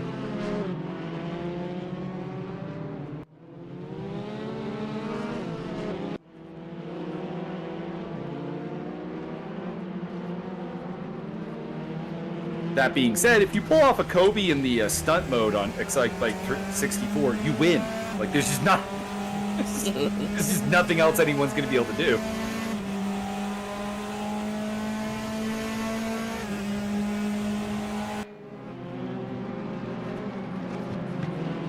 It's kind of like watching... you remember the X Games where they would do the skateboard half pipe and it would be the best trick? And it's like highest score on the trick. It would just be the guy. It would be the guy who wins is the dude who's like just wiping out the entire time, but he pulls it off once and it wins. Magic Cash check moving up the spot. Some friends and I used to play Cool Borders 3 back in the day, and we got so good that we figured out how to go backwards up the half pipe. Oh, it was not easy, and you had to angle the board a particular way, and so you would literally be racking up hundreds of thousands of points just trying to like see who could do the most ridiculous high score. It wasn't even a competition. We were just like trying to do it to make ourselves laugh. Mauricio Julian also dead already. Yep. He's having shout out to his family. Yeah, but you know what? Shout out to him. He's still out there trying, and I really appreciate that.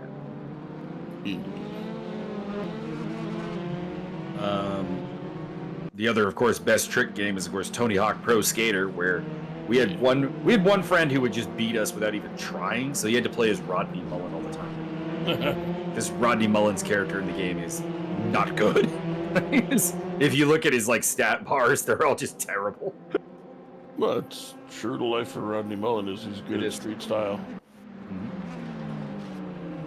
Saw an interview with him not too long ago. Apparently, he's got this like industrial concert set of speakers, like speakers as big as a human, and he has this agreement with his neighbors where he will blast music extremely loud at certain times, and they just let it slide. And then I can't remember, he does something in return for them, but they just like they let him pound his music for like an hour once a week or whatever. Steve Davidson in 7th place, having a very solid run. He was in kind of like the worst spot at the start of this race, because of course he finished 9th in race 1, which means he just missed out on the reverse grid. But he's made a good run of it. Oh no, Yuri off the track again. there are a couple of guys here today who had really good results on the table and just fumbled them. This is Josiah Jerome picks up a spot over Vic Vega for like the third time.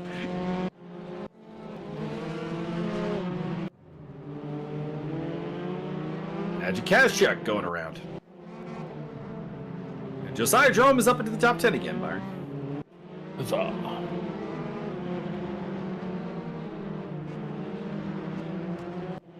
Mauricio Delgado, Vic Vega, and like Adam Komorowski are having a day of like deja vu.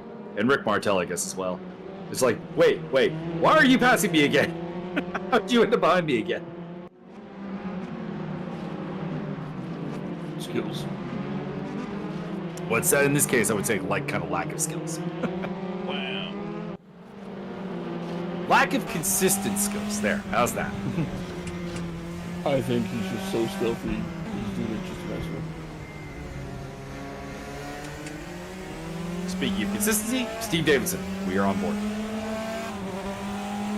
Running in 7th place behind Bertrand Barrier and Antonio Costa, Adam Stewart picks up a spot over Andy Darnell, who's off track.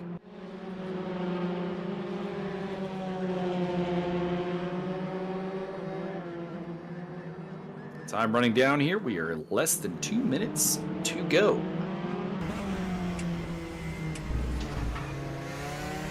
Who's gonna run out of gas first? Well, hopefully no one. Hopefully they all put the right amount of gas in.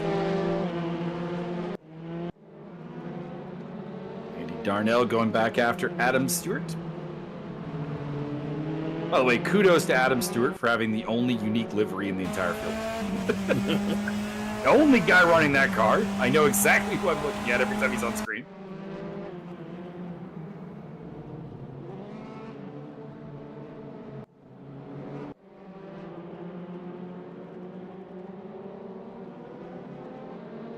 Now that's good and bad, because it means every time we look at him, I know it's Adam Stewart, but it also means that every time he does something wrong, I know it's Adam Stewart.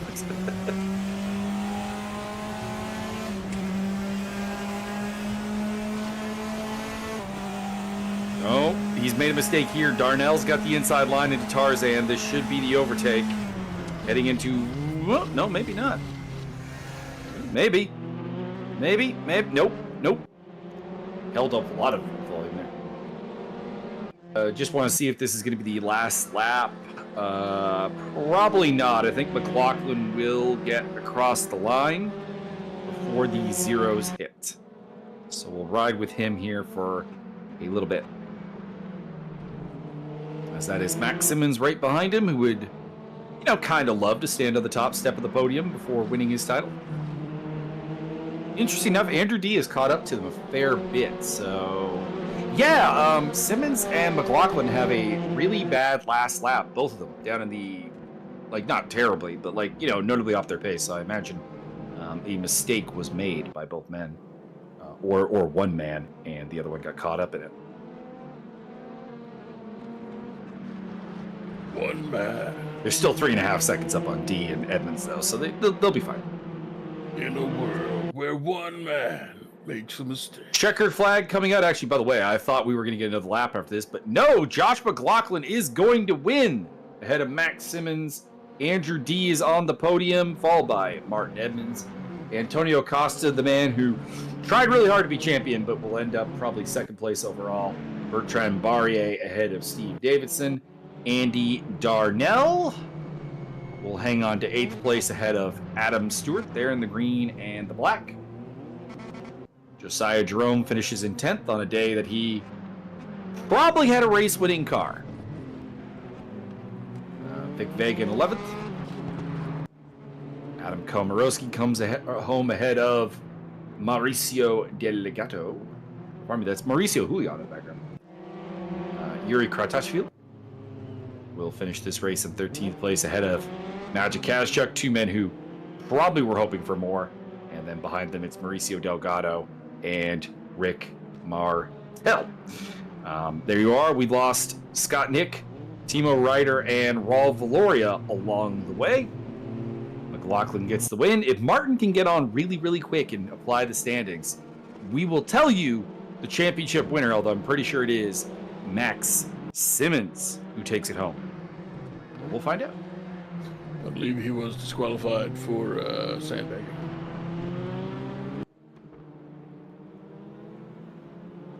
Perhaps not.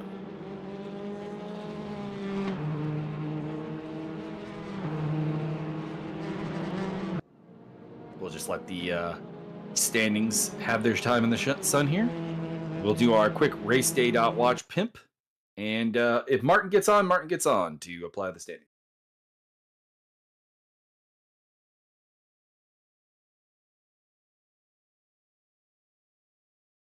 Once again, we would like to remind you that RaceDay.Watch is having its holiday 2023 race, and ESR is going to be co-producing. It will be on Saturday, December 16th, 3 p.m. Eastern, 8 p.m. GMT.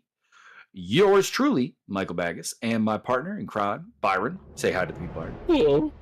We'll be doing the commentary with producer Cole McRae. So I will get to focus on just commentating instead of the technical aspects of the stream and commentating. So that should be, in itself, a good time. The GT2s will take center stage at Sebring in Florida, and it will be Assetto Corsa, as you can see. You can see a lovely RaceDay.Watch livery being presented on your screen right now. And the top 3 will be getting prizes along with door prizes. So that should be an interesting time. The registration is in fact closed, but you can still watch the race here on YouTube. Correct. Very correct. And we'll give Martin a second here if you can get the standings updated. I'll send him a message. Send it by Pony Express.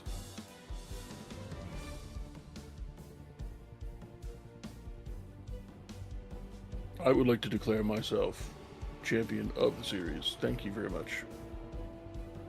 I mean, unofficially. You are absolutely champion Wrecking Ball. Could be. And we're going to watch fights tonight. If you'd like to join us, give us a PM on Discord. Correct. It's gonna be me. It's gonna be Byron. It's gonna be our boy Javier. Maybe some other people. Maybe, I don't know. We'll Over under 7.5 spinning back fists. Under. Negative. We don't really have anyone who's big on the spinning back fist on this card.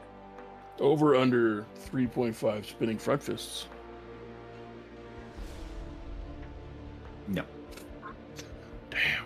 I don't even know if have we ever seen a spinning front fist. No love for the discus punch. Wow. We got a pretty cool main event, a card that's pretty good all the way through.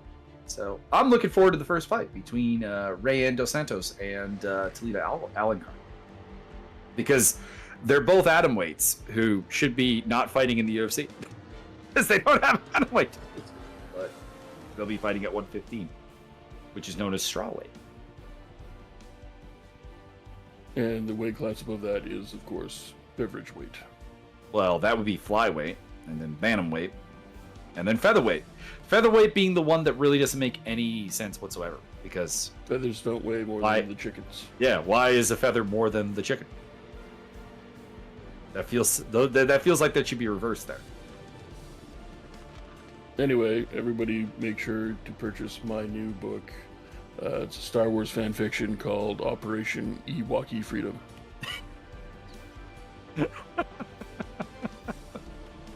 I like it.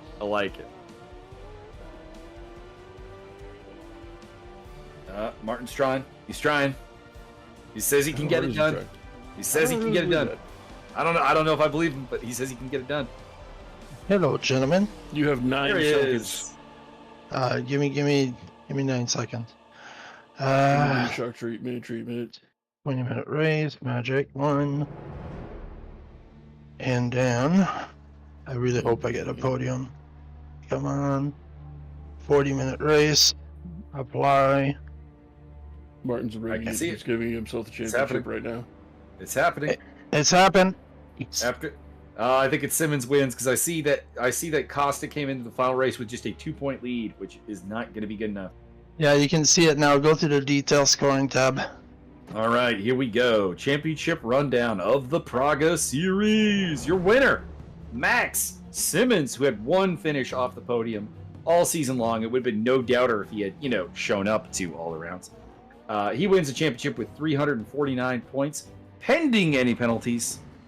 336 for Antonio Costa, who I feel bad for because he carried that 50-kilogram sandbag in the car like the whole season. Picks up second place. 319 for Martin Edmonds in third place. I had balanced the entire race too. Well, The entire season, I mean. so did a couple other people, sir. Yeah. You mentioned it for Costa. I did too. But Antonio had like the whole extra human being in the car. He had the 50. That's rough. Congrats, Antonio. Bertrand Barrier in third with 300, or fourth with 312. 298 for Magic Kashchuk. 290 for Andrew D. 280 for your AM champion, Yuri Kratashvili. Good work by him, 7th place overall. Steve Davidson, 269. 244 for Andy Darnell. 182 for Josiah Jerome. That is your top 10. And the remaining top 5 for the AM championship were Adam Komorowski, Fotis Zoglu, Adam Stewart, and Raul Valuria. Real Velour coming home in 5th place. And I think that's really all I got. So, Byron, you have the final word. It would have been funnier if you would have said, "And you're a winner," and then just stop the stream.